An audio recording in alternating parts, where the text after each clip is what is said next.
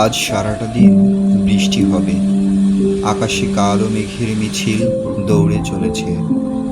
এরই মধ্যে হাওয়ার সাথে দু এক ফোঁটা বৃষ্টি শরীর ছুঁয়ে যায়। কোথাও এতটুকু ফাঁকা নেই যেখানে আমার শরীর ঠাঁই নেবে। এরই মধ্যে আমারই পেছনে একটি নারীর কণ্ঠস্বর।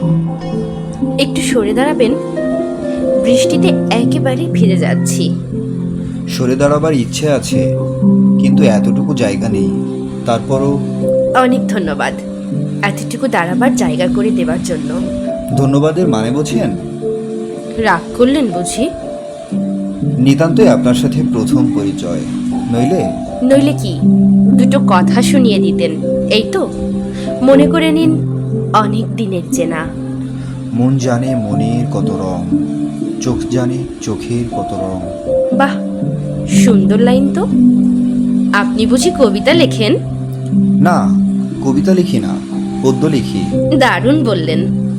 পদ্য যারা লেখে তারা দারুণই বলে। বিশ্বাস করি না। একটা বিশ্বাসের জন্ম দিতে অনেকগুলো অবিশ্বাসের জন্ম দিতে হয়। আপনার নামটা কিন্তু জানা হলো না। Same to you. অধরা। সাধন। সাধন। এবার চলুন বাইরে যাওয়া যাক। আকাশের অস্থিরতা কমে গেছে। এখনো কিন্তু দু এক ফোঁটা বৃষ্টি। সব কি আর একসাথে আশা করা ঠিক?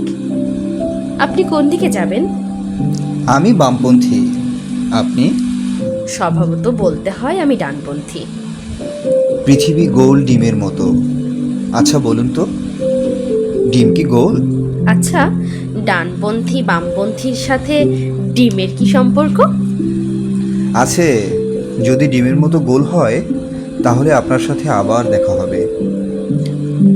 কাল এখানে আসবেন কি? যদি পদ্য লিখতে না বসি। শুনুন, পদ্য শোনাবার জন্যও কিন্তু একজন শ্রোতা চাই। বিশ্বাস করি, আবার এও বিশ্বাস করি যে একজন শ্রোতার কাছে কবির দৃষ্টি ঝাপসা হলেও কবির কাছে তা হয় না। আপনার কথাতে পদ্য ছাড়া আর কিছুই খেলে না বুঝি? দেখুন, কবিতা শুনতে ভালো লাগে। ভালো লাগে? ভালো লাগা আর ভালোবাসা মনোবিজ্ঞানের পাতা। এফোর ওফোর, শুধু উই পোকার আসা যাওয়া। সত্যিই আপনি একা? আমি একাই। তাহলে বিদায় ডানপন্থী। কাল দেখা হবে বামপন্থী।